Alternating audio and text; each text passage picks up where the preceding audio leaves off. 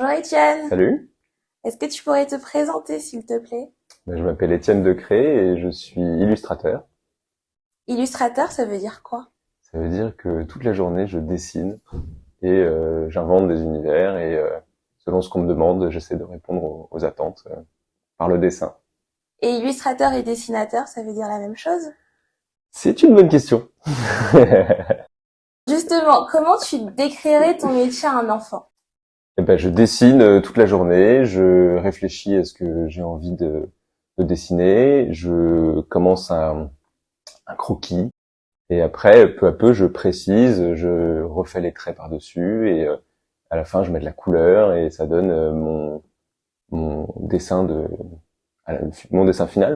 C'était inné chez toi? Tu as fait des études? Je dessine depuis tout petit.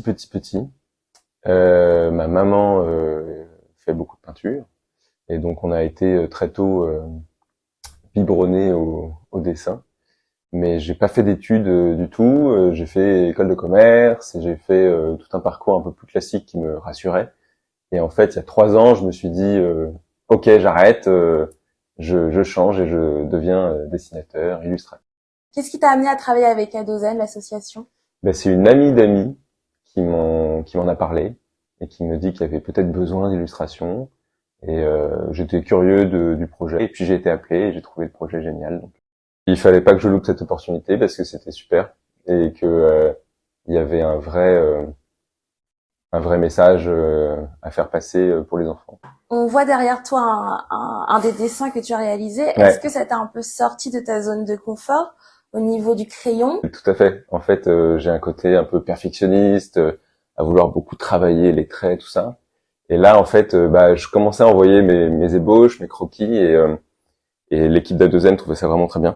Et j'étais, mais non, mais c'est juste un croquis là. Non, non, mais garde comme ça, c'est très bien.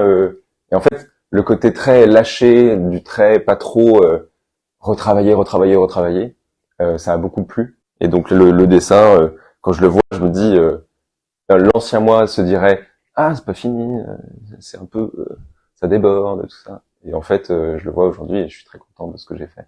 Et tu as appris à connaître la prévention réflexive à travers la création de l'outil? Oui, Oui. tout à fait. Qu'est-ce que tu dirais de ce type de prévention en quelques mots? Que j'aurais aimé avoir plus ça quand j'étais petit. Et je pose la question parce Hum, que ton côté perfectionniste qui allait jusqu'au bout du dessin, hum, au final, tu as dû le lâcher pour avoir... nous, on aimait les croquis et puis ça allait. Tu as dû le lâcher et ça me fait un peu penser à la prévention réflexive.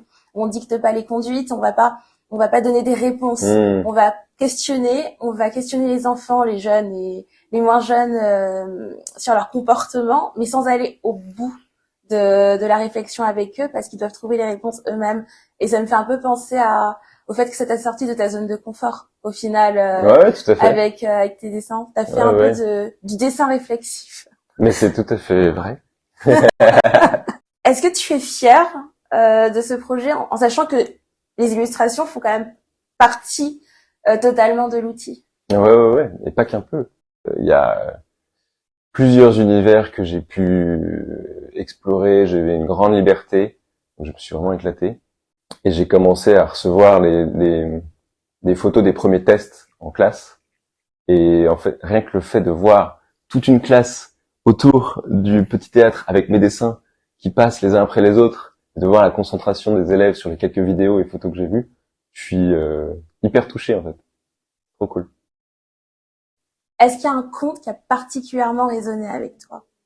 Alors celui-là, justement, Laura se trouve nulle.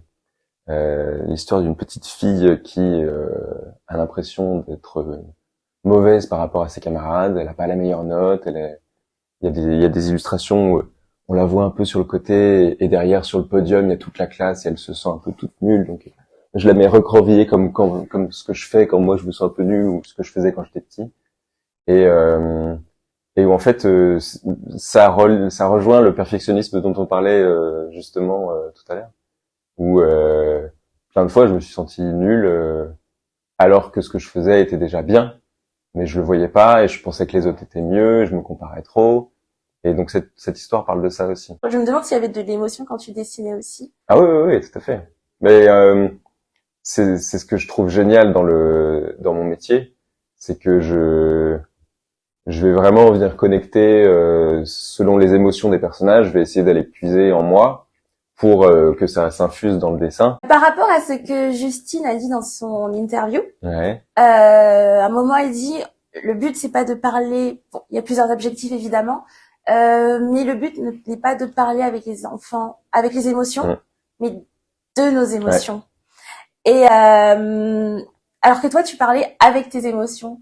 Est-ce que ça te fait bizarre de te dire que ton travail qui vient de tes émotions va être utilisé pour parler des émotions, pas les étouffer, mais ne pas parler avec les mêmes émotions que tu as mises dans les dessins? Moi, je les mets vraiment pour que les personnages qui justement vivent des émotions un peu fortes dans l'histoire, enfin, j'essaye qu'on sente que les personnages ont ressenti cette émotion, la ressentent sur le dessin.